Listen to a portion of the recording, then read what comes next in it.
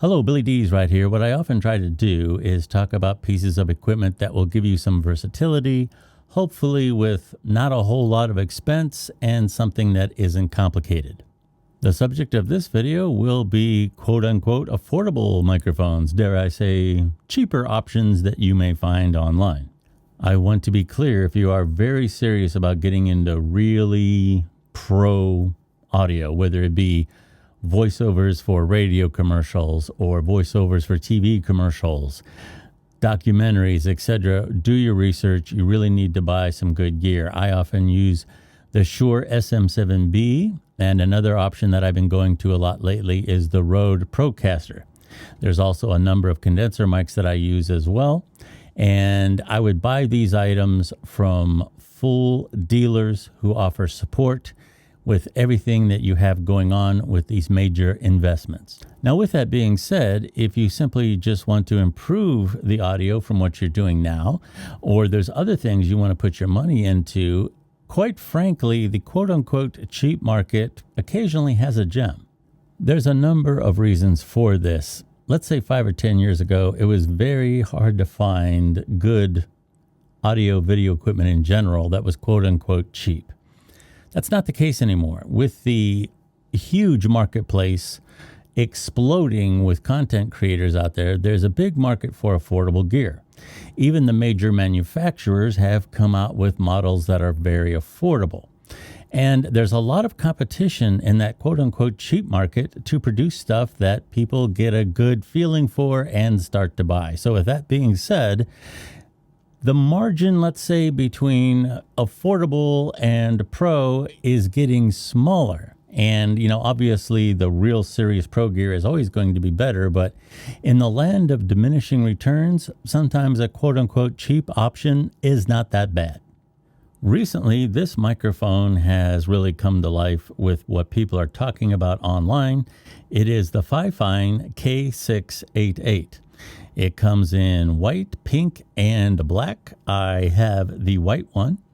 This one runs, give or take, around $70. So we're not talking a whole lot of money here.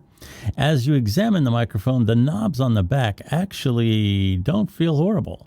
It is lightweight, and you'll hear a lot of people talking about the smooth foam on the front of it. I've noticed some people rubbing their face with it. I am not going to do that. Now, I mentioned the Shure SM7B, and it has a little brother, and it's this one. It is the Shure MV7. This is the XLR only model, but this one does come with a USB and XLR option, and so does the FiFine. So I kind of thought, what I'm going to do is hook up my Shure microphone to the same channel that I use for my podcast, and without making any adjustments, I'll take that one off and put on the FiFine, and this will be going through the XLR connection, and let's find out how it sounds. All right, this is more or less the configuration that I use when I'm actually doing the podcast. And this is the Shure MV7. This was the first generation. I believe the new model is the Shure MV7X.